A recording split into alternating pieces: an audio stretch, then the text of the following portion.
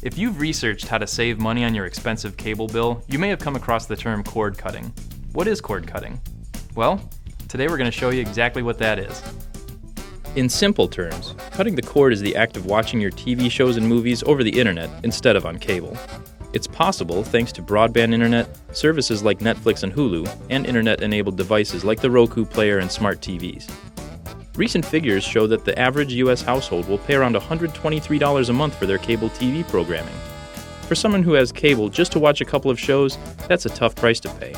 If that sounds like you, it might be time you looked at cutting the cord.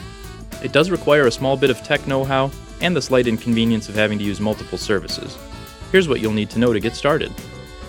The foundation of any successful cord-cutting lifestyle is a robust internet connection. Because most of the media will be delivered via the internet, it's important that your connection is both fast to keep up with data-heavy streams and strong. A wired connection is best, but a good wireless connection will work as well. According to the FCC, a minimum download speed of 4 megabits per second is suggested for adequate streaming of HD content with no interruptions and minimal buffering. The average cable or DSL internet connection should provide these speeds at a reasonable price. If you're not sure what your average internet speed is, you can check it at speedtest.net. If you're someone who watches a lot of TV, or you have an entire family that streams across multiple devices, you may want to consider getting an internet package that has either a really high data cap or no cap at all. Streaming even an hour of video can use anywhere from 0.7 all the way up to 3 gigabytes of data, depending on the resolution and how the video is encoded. It's possible that with normal internet usage combined with your video usage, you can eclipse a data total as high as 250 gigabytes per month. With a suitable internet plan, it's time to select which services you'll need to give you access to all the shows you want to watch. Cord cutters have 3 different ways to do this: over-the-air broadcasts, streaming services with monthly subscription fees, or pay-per-episode digital downloads. Over-the-air broadcasts are exactly what they sound like, picking up channels with a home antenna like all households used to do in the old days. You may not realize that this is still an option, but it's a great way to get your local stations.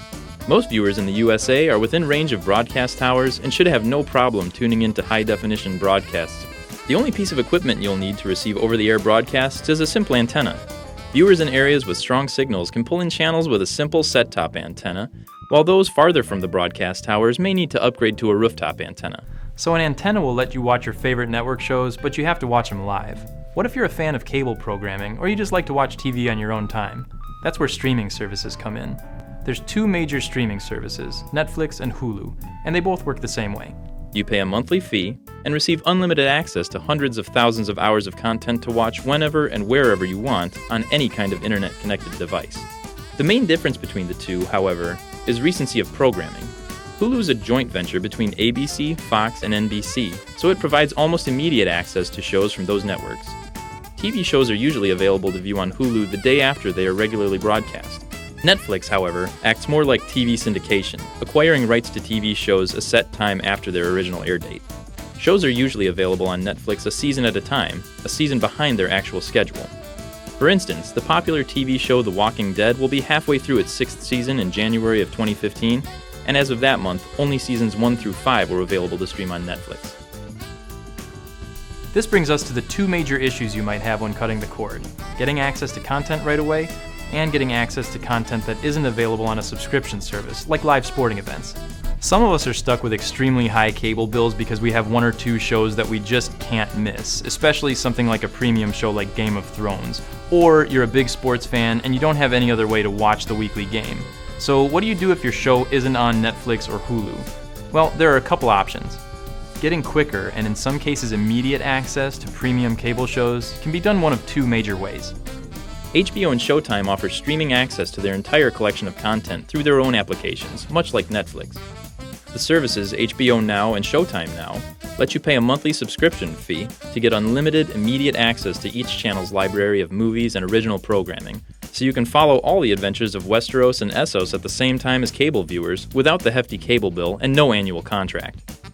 Viewers looking for access to ESPN's sporting events and other cable shows like AMC's The Walking Dead will want a subscription to Sling TV, another service that offers live, streaming access to over 20 basic cable channels, including AMC, TBS, TNT, ESPN, and ESPN2. Like Netflix, users pay per month with no long-term contract and can cancel at any time. One final option for finding your favorite shows is to just buy each episode at a time. The Google Play Store, iTunes, and Amazon Video all give users the option to buy a TV show as it's airing, paying for either individual episodes or an entire season at a time. A single episode usually costs $2 to $3, with full seasons between $25 and $40, but the episodes are yours to keep and watch whenever you want, just like if you'd purchased a Blu-ray. A combination of these tactics should give you access to every show you'd ever want to watch. It might seem like a lot to pay for, but for many users, it adds up to far less than a yearly cable commitment. Let's take a look. That comes to about $64 a month, or about half of what the average person pays per month for their cable subscription. Over the course of a year, you'll save about $700 while still getting access to literally hundreds of thousands of hours of content that you can watch at any time and almost anywhere. Even if you purchase 6 full seasons of programming from iTunes, you'd still be saving $500 a year.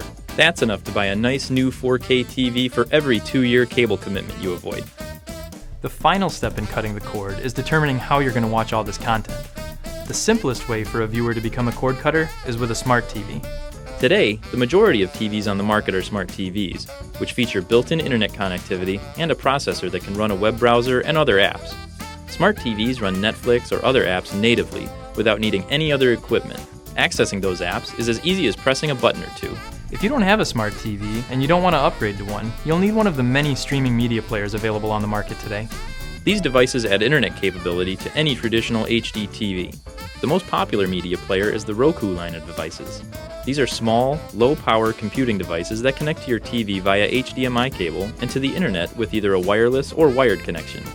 They run the previously discussed apps, as well as specialized program apps that will give you access to even more content. Another option is to take advantage of other devices you might already own, which have the ability to act as streaming media players. PlayStation 3 and 4, Xbox 360 and Xbox One, and Nintendo Wii can all act as players for Netflix, Hulu, and many other streaming apps. Many newer Blu-ray players also have this capability.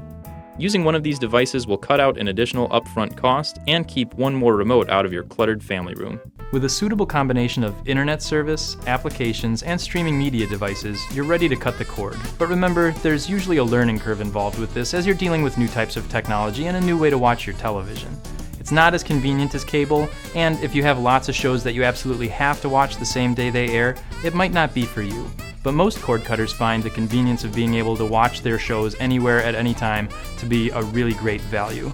The good news is, all the applications we've mentioned in this video all offer at least a week to a month of a free trial, so you can try out cord cutting and it's not going to cost you a thing if you already own a smart device. Good luck with your cord cutting, and thanks for watching this video.